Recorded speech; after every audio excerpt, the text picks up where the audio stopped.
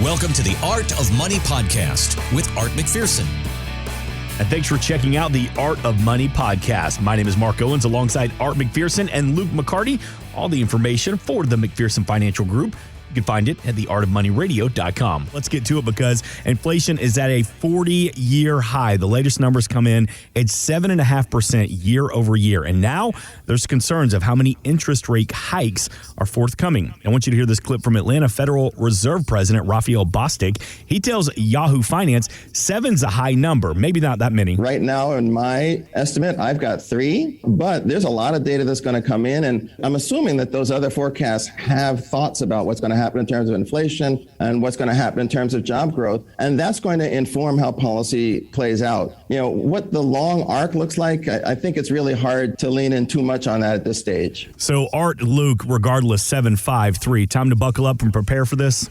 Yeah, I mean, you're seeing the market begin to take those pricing considerations into account.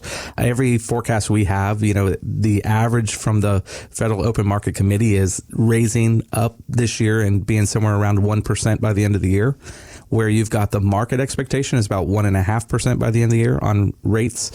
So we're definitely going to see rates rise this year. It's just who's more correct. Is the market more correct or is the federal guidance more correct? Mm-hmm. And most likely the market is more correct because typically the market outperforms the guidance on those type of issues. So we'll see, but that's kind of why we've had a bumpy January this year. It's kind of translating into what Luke and I talked about in our YouTube video, which was, first half of this year is probably going to be pretty volatile. And as we go to the second half, it'll probably start being a more normal type of year. And unfortunately, that's what's been happening. We got a lot of volatility.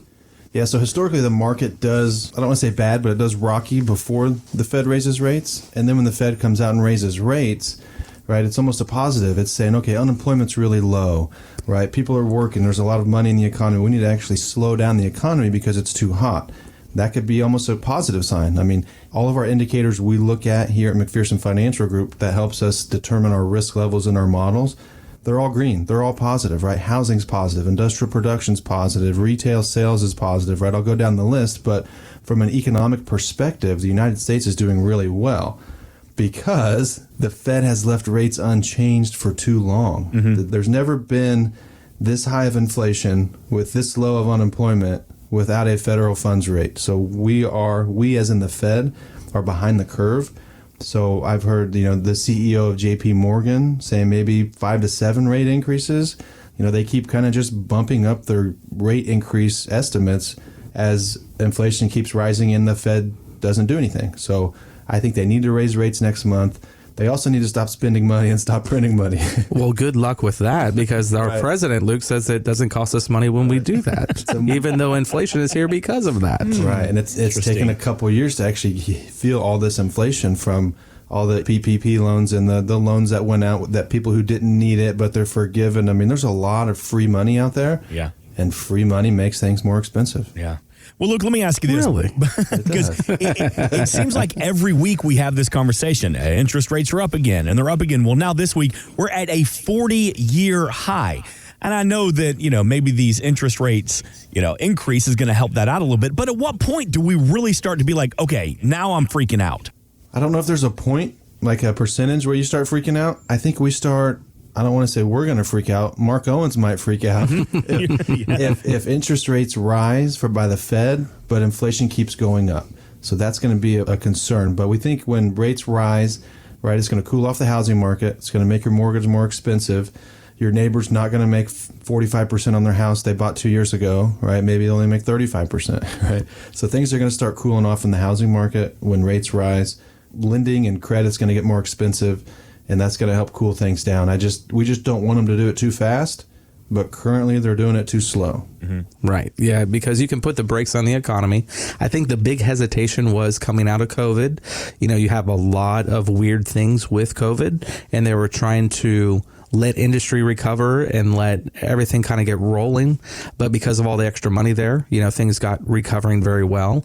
And we had a little bit of a wealth effect happen. If you look at the way our job and our wages have increased since 2017, higher than they have been in 30 years. So we've had a really great wage increase. And when there was very low inflation, people were having more money to spend. So it was kind of a perfect world. And if you looked, one of the things that Luke and I will look at a lot of times is discretionary spending. So that's the money after your house payment, your car payments, things like that.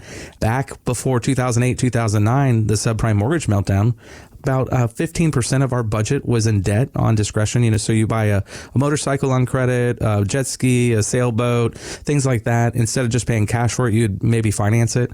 Well, people cut that way back after 08 and 09. And when we went through COVID, they cut it way back again. So people have been very lean and mean with their budgets, and that has allowed them to absorb the initial inflation impact. But if it continues like this, just like Luke's talking about, we're all going to start feeling it, and we're not going to have that extra money. 772-281-5223 to reach out to the team at the McPherson Financial Group. And let's talk about protecting some of those assets because, retirees, they can quickly lose those life savings due to bankruptcy, creditors, a divorce, a lawsuit. But there was an article in Investopedia that talks about asset protection trust. And so apparently that's where you transfer a portion of your assets into a trust that's run by an independent trustee, which puts them out of creditors' reach while the client can get distributions. I've never heard of this, an asset protection trust. Is this something that you recommend, Luke McCarty?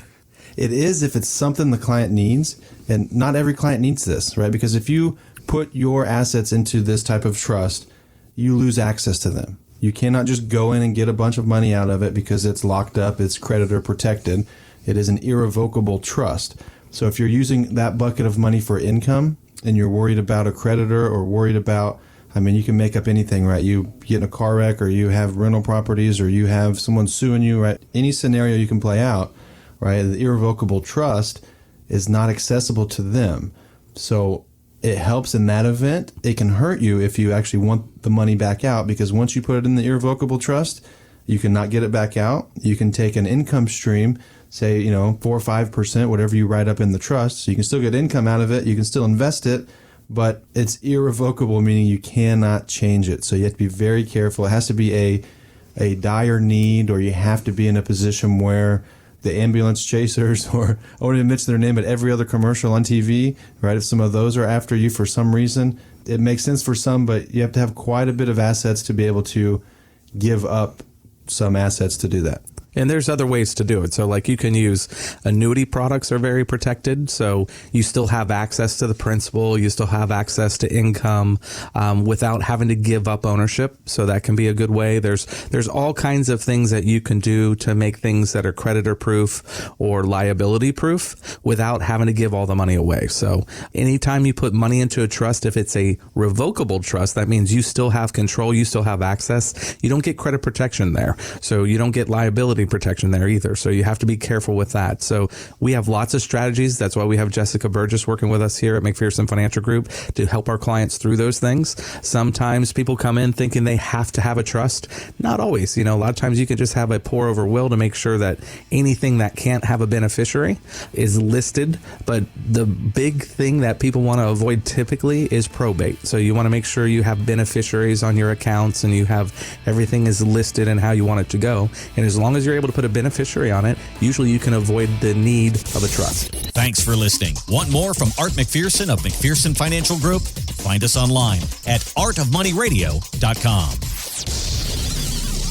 We are an independent financial services firm helping individuals create retirement strategies using a variety of financial and insurance products to custom suit their needs and objectives. Securities offered through World Equity Group, Inc., member FINRA and SIPC, a registered investment advisor. Investment advisory services offered through ProStatus Group, LLC. McPherson Financial Group and ProStatus Group, LLC are separate entities and are not owned or controlled by World Equity Group, Inc. Exposure to ideas and financial vehicles discussed should not be considered investment advice or recommendation to buy or sell any financial vehicle. Past performance is not not a guarantee of future results. Investments can fluctuate and when redeemed may be worth more or less than when originally invested. Investment financial professionals are not licensed in all 50 states. Art McPherson is not affiliated with nor endorsed by the Social Security Administration or any other government agency and does not provide legal or tax advice. Please consult with your attorney, accountant, and or tax advisor for advice concerning your particular circumstances. Annuity guarantees rely solely on the financial strength and claims paying ability of the issuing insurance company. By contacting us, you may be provided with information about insurance and annuity products offered through Arthur McPherson, Florida Insurance License number A174725. Today's show has been a work of art.